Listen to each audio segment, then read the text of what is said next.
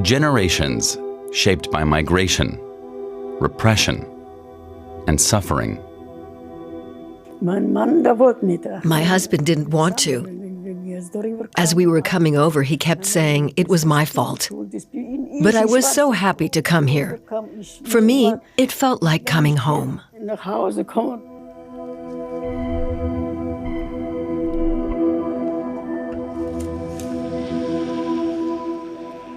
Nee, ist das ein Foto von euch, ne? Das ist aber schön.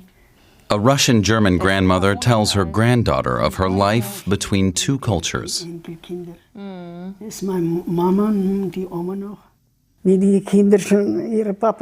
When the other children saw that their fathers had come home, they tell everyone at school, "My dad has come." When I went home, I said to my mother, "Mom, Dad hasn't come home." And then my mother said, "Yes, my child, I wish he would come too, but your father won't be coming." I remember when I was at high school, I was 10 or 11 years old. Someone would say to me, "Ruski, Ruski." I never understood. Why would they say that to me? I'm not Russian. I never speak Russian, not even at home. Where did they get that idea? My name is Wagner. I couldn't be more German.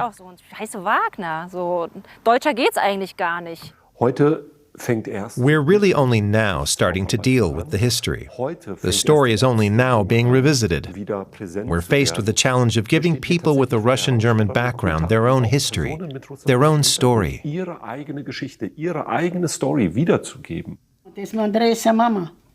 Olga Wagner was born in 1938 in Rasovka, a Russian-German settlement in the Soviet Union, today Kazakhstan. Her ancestors were Germans who immigrated from Hesse in the 19th century. Okay. When Olga Wagner was 3 years old, Nazi Germany attacked the USSR. Russian Germans were all tarred with the same brush, viewed as sympathizers of Hitler's Germany, and declared enemies of the Soviet Union. Starting in August 1941, some 1 million Russian Germans were forcibly deported. Around a third were sent to labor camps, where most of them died, including Olga Wagner's father. The children were dying like flies. There was an epidemic. I can remember how my mother was supposed to go to work, but she resisted. "I'm not going to work. My child is dying," she said. Then she carried my brother. He was 3 years old. I can remember him gasping for air. He had scarlet fever. Then he died. I couldn't go to the funeral because I had nothing to wear. He died in January. There were 5 children in one grave, 5 little coffins. It was bad, very, very bad.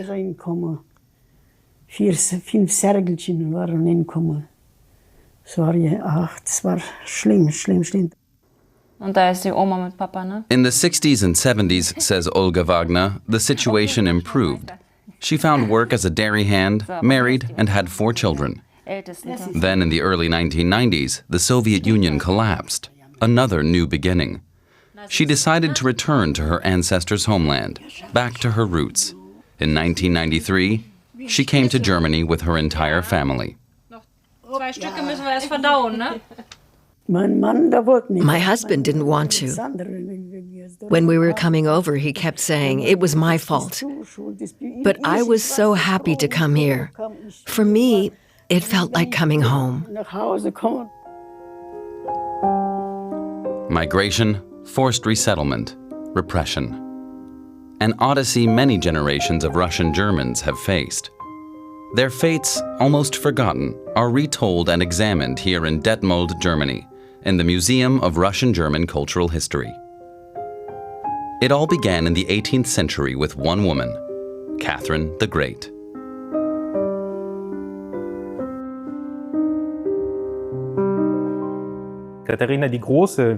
Like her predecessors, Peter I and Ivan the Terrible, Catherine the Great was pursuing a policy of expansion, essentially what all empires were doing at the time, conquering territories at the expense of their neighbors or other empires.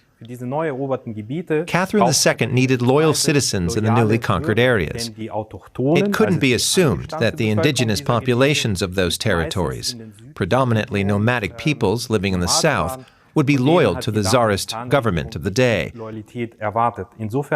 As such, they afforded settler colonialists special privileges and invited them to populate these new areas to Russia's south.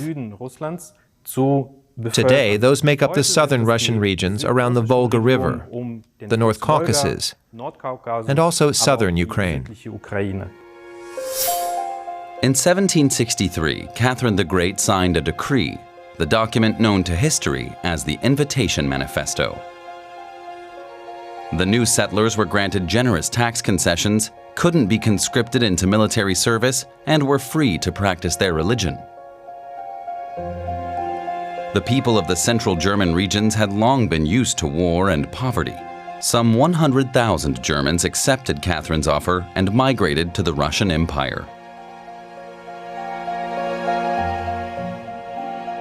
The new arrivals were afforded a great deal of autonomy, establishing their own schools, universities, and administrations. Around the mid-19th century, however, policies towards the German minority changed.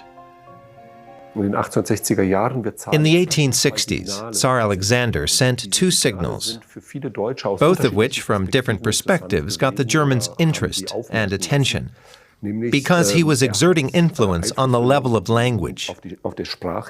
Russian was introduced into German schools. That was challenge enough for some people. It became a question of belonging, of allegiance. And this was the more serious decree, he introduced military service for Germans. That meant Germans had to join the Russian army. Russian nationalism intensified after the 1856 defeat in the Crimean War. Rivalry between the German and Russian empires was on the rise too. It was highly tempting to make the settlers into scapegoats for the country's unresolved problems. Slowly, Russian Germans' privileges were eroded. For many, it was cause enough to leave the country. By the end of the 19th century, the first Russian Germans were emigrating, mainly to South and North America. The second major wave of migration followed in the wake of the First World War, in which the Russian Empire and Germany were enemies. Russian Germans were designated the enemy within. It was the start of a painful story plagued by distrust, deportation, and repression. In the communist Soviet Union under Stalin's dictatorship, by the 1930s at the latest, little was left of the multi-ethnic state with its sweeping rights and autonomy for minorities. With the German Wehrmacht's invasion of the Soviet Union, Russian Germans were viewed as a threat. They were no longer allowed to practice their traditions or religion. German schools were closed, property confiscated. That ultimately led to a lack of history and identity in a way. And there were massive waves of executions of society's storytellers, pastors, professors, teachers. They were often the victims of the 1930s executions, which meant an end to the storytelling they did. It was during that period, with around 200,000 people killed or dying as a result of violence or starvation, that a collective trauma took hold.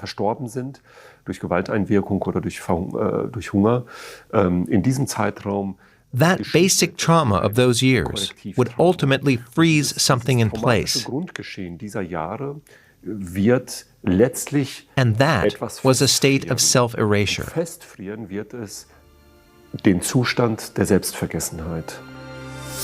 It wasn't until 1991 that measures taken by the communist regime against minorities were officially declared illegal.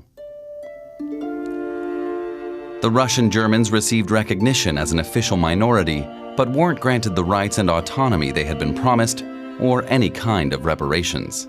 The Soviet Union collapsed at the end of 1991 and borders opened up. By the early 2000s, some 3 million Russian Germans from the former Soviet states migrated to Germany. They received German citizenship and were supported in the integration process. It was at this time that Olga Wagner and her family moved to Germany. Ja. Their journey took them to Frechen in West Germany, where they live to this day. Olga's granddaughter remembers. Hier war alles Feld. All of this was just a Ja, da, wo field, jetzt quasi der Zaun and there where the ist fire und, department das Gelände fence von der is Feuerwehr, da standen were 6 containers. Lass es 6 Container gewesen sein. It was shared accommodation for Russian Germans. Nach meiner Erinnerung. But I think there were a few people from Slovenia too, although my memories are quite confused by now. Meine Erinnerungen sind ganz, ganz verzerrt mittlerweile. Aber in Frechen is my home. meine Heimat. As far as I see it, I'm German. I have ancestors and was born in Kazakhstan, but I do feel German. Also ich fühle mich schon als I Deutscher. speak German, I dream in German, I think in German. Ich denke Deutsch. I would also say I have the values, the virtues that I learned from my grandmother. That's how we were brought up. Punctuality, order, reliability, those are my virtues too. Unsere Tugenden, das würde ich mir auch aufschreiben. But not all Russian Germans feel completely at home here. It is easy to feel culturally isolated, especially when there is so little understanding of their history in wider society. This has led to a sort of alienation. Many long for recognition, for a sense of belonging. I don't want to go anywhere. I'm German. I want to stay here. It's my home. It's my Heimat. By now, many Russian Germans have successfully integrated and become part of Germany's diverse history of migration. Und an dieser Stelle It's about collective memory. The history of the Russian Germans should be included in school textbooks so that it's introduced into our socio-historical narrative. It would be valuable for everyone. For people without a Russian-German background, it would foster understanding. And for people with a Russian-German background, their story can finally be told, and they connect with each other. Spanning some 260 years, the history of the Russian Germans is complex, but it is well worth remembering.